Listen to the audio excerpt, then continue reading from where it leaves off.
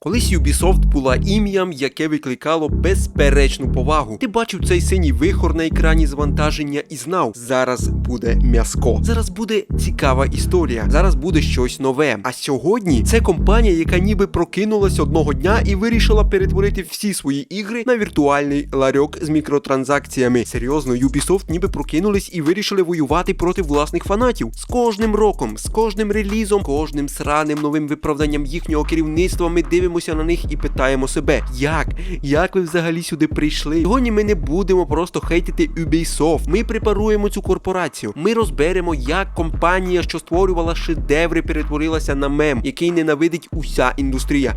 Це історія про деградацію, корпоративну жадібність і втрату всього людяного. З тебе лайк, підписка і поїхали. Давайте відмотаємо час назад, щоб ви зрозуміли масштаби трагедії. Бо щоб зрозуміти, наскільки боляче вони впали, треба згадати, наскільки високо вони літали колись. Початок 2000-х. Ubisoft не просто робить ігри, вони визначають жанри. Prince of Persia: The Sands of Time перевертає уявлення про платформінг і маніпуляції з часом. А потім вони випускають Warrior Within, похмурий, жорстокий під саундтрек Godsmack. Ви що там, обдовбались? В хорошому сенсі цього слова. Це був відвал всього. Пам'ятаю, як грав в неї на своєму старенькому смартфоні. Splinter Cell: Хаос теорії – абсолютний пік стелс-екшенів, де ти міг вимірювати рівень шуму і світла, а графіка змушувала відеокарти плакати від щастя. Rayman дарував чистий фан. Перший Assassin's Creed був технологічним дивом, а сиквел Ezio – шедевром сторітелінгу. Про це записував окреме відео. Far Cry 3 задав таку планку для шутерів у відкритому світі, що сама Ubisoft намагається її скопіювати вже 14 років підряд. Чому ми їх любили? Бо вони ризикували, вони давали свободу розробникам. Це були ігри, зроблені геймерами для геймерів. Ти купував диск, вставляв його і грав. Усе.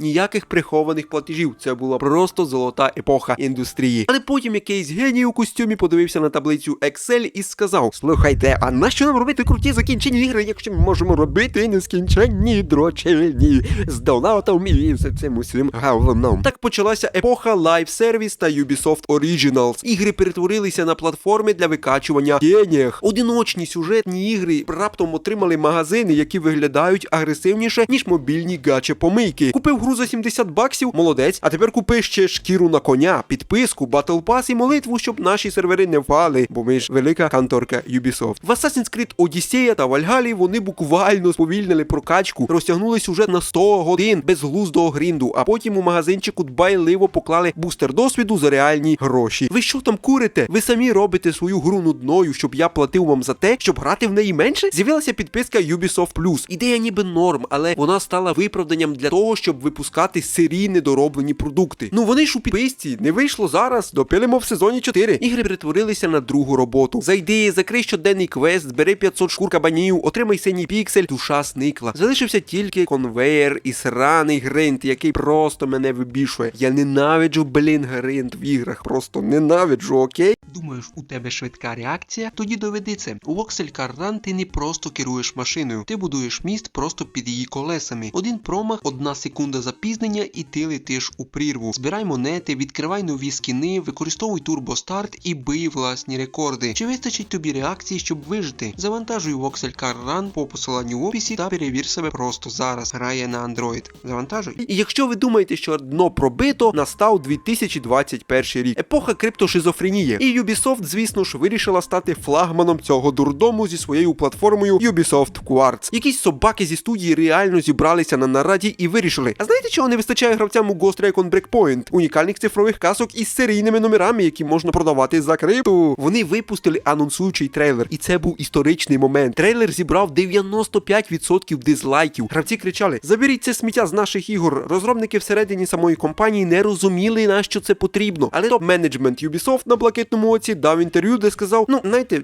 геймери, просто не розуміють усіх переваг NFT, вони ж тупі, ви всі дебіли, ми знаємо краще, ми розбираємось. Так, ми не розуміємо, ми тупі, ми просто хочемо грати в хороші ігри, а не ставати криптоброкерами на віртуальній барахолці. Цей експеримент з тріском провалився, і Quartz тихо згорнули, але репутаційна шкода була просто колосальною. Це був момент, коли всі остаточно зрозуміли: Ubisoft більше не живе в нашій реальності. От реально, просто не живе. Зрозумівши, що старі франшизи буксують, Ubisoft вирішила застрибнути у потяг фрі-ту-плей шутерів, але зробила це з грацією бегемота на льоду. Спочатку був Hyperscape, королівська битва, яку вони запустили і проплатили всі всім топ-стрімерам на твічі, а через місяць гра здохла, бо це була абсолютно пластикова, бездушна копія без власного обличчя. Потім Roller Champions, гра про катання на роликах. Ви взагалі пам'ятаєте, що таке існувало? Я теж ні. І вінець їхнього генію X-Defiant. Гра, яку пафосно називали вбивцею Call of Duty. Вони переносили її 100 тисяч разів, міняли концепцію, і коли вона нарешті вийшла, у людей виникло одне логічне питання. Це взагалі тестував хтось? Ви взагалі платили тестерам за тестування ось цього, куска кода? Проблеми з неткодом, розсинхрони, реєстрація попадань працювала так, ніби сервери стояли на картоплі десь у підвалі Івагімо. Ну, це один із создателей, да, так би мовити, компанії. Вони намагалися втримати онлайн усіма силами, роздавали дропи, благали інфлюенсерів грати в це, але бездушний Франкенштейн, зшитий зі шматків різних франшиз Ubisoft, нікому не був потрібен. А тепер про найгірше. Про те, що змусило гравців реально ненавидіти цю срану конторку з бомжів. У 2024 році Ubisoft просто бере і видаляє The Crew, гру, яку люди купували за власні гроші. Не просто закриває сервери там, да, як робили ІАшники в свій час з ось цим, з FIFA і старими частинами. Ні, вони буквально відкликають ліцензії в цифрових магазинах, перетворюючи гру на неробочий шматок коду. Виходить топ-менеджер і видає геніальну фразу. Гравцям варто звикати не володіти своїми іграми. Типу,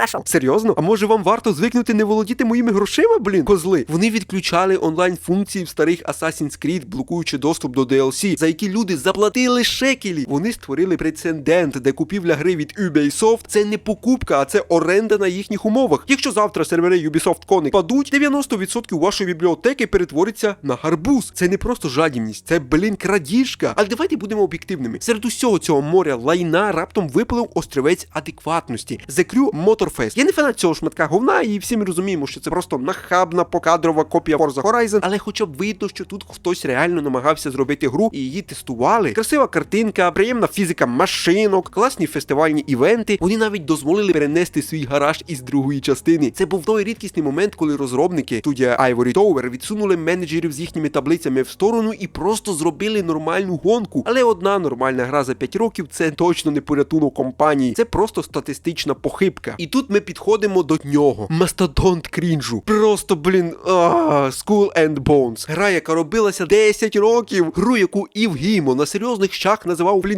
навіть не AAA, а 4A, тобто грою. 4A, Карл. Щоб виправдати цінник у 70 сраних доларів. Що ми отримали за 10 років і сотні мільйонів бюджету? Гру про піратів, де ти не можеш вийти з корабля, де абордаж це катсцена, де збирання дерева з острова виглядає так, ти підпливаєш до берега і граєш у міні-гру, стріляючи лазером по пальмі. Assassin's Creed 4 Black вийшла у 2013 році і мав у 10 разів більше глибини. Skull and Bones існувала лише тому, що Ubisoft підписала контракт з урядом Сінгапуру і була юридично зобов'язана її випустити, інакше отримала б шалені штрафи. Це гра заручник. А потім настав час Assassin's Creed Shadows. Стільки років я вже про неї говорю, скільки я вже всього хорошого сказав про цю гру. Хорошого, в кавичках. До речі, якщо ви ще не бачили, як я детально розносив всю цю історію з японським асасіном, історичною достовірністю та геніальним дизайном карти, клікайте по підсказці в кутку екрана, там просто розвал кабінетів. Shadows переносили, переробляли, відбивалися від скандалів з Ясуке, вибачалися перед японцями за вкрадені прапори в артах. Це був маркер того, що студія втратила контроль над своїм головним активом. Але чому якість ігор так впала? Щоб зрозуміти це, треба зазирнути за лаштунки. А там у 2020 році розірвалася ядерна бомба. Справжня просто. З'ясувалося, що всередині Ubisoft роками панувала абсолютно токсична пацанська культура. Головним фігурантом став Серж Хаскоет, креативний директор компанії, людина, яка особисто ухвалювала рішення щодо кожної гри. Він та його наближені роками знущалися з підлеглих, домагалися співробітниць, зривали розробку проєктів своїми п'яними забаганками, а піар-відділ компанії просто прикривав цих босів, змушуючи жертв мовчати або звільнятися. Коли це вилізло назовні, Хаскоет та кілька інших топів пішли.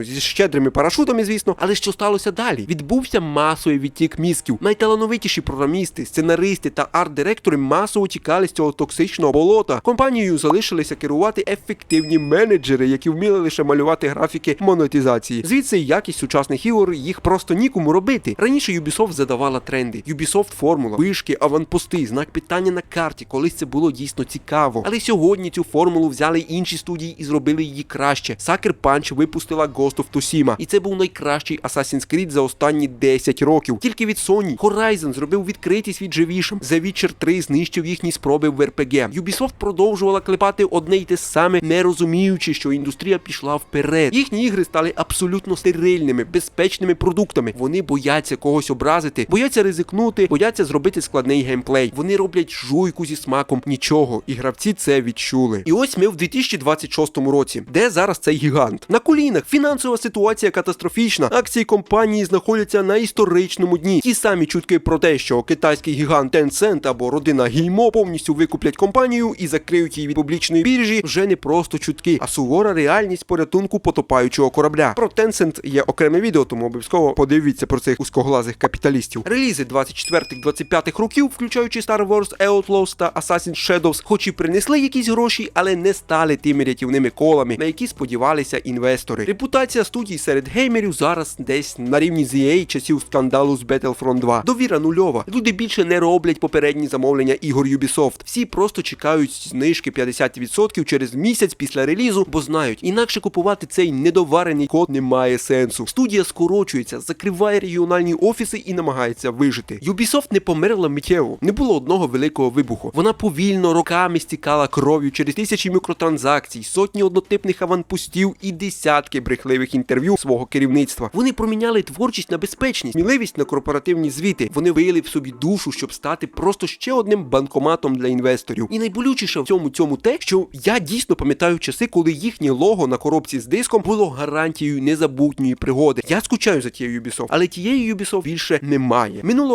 Минулого разу ми говорили про Telltale Games в цій рубриці, студію, яка вбила себе власними історіями. Ubisoft вже пішла іншим шляхом. Вона вбила себе тим, що забула, що ігри мають приносити радість, а не тільки шекелі. Тебе лайк, підписка, напиши в коментарях, що думаєш взагалі про Ubisoft, які твої ігри найулюбленіші від цієї конторки, в які грав, в які не грав, і що думаєш про них зараз. Буде цікаво почитати ваші думки. Дякую вам за перегляд і побачимось дуже скоро в нових відосиках. Па-па.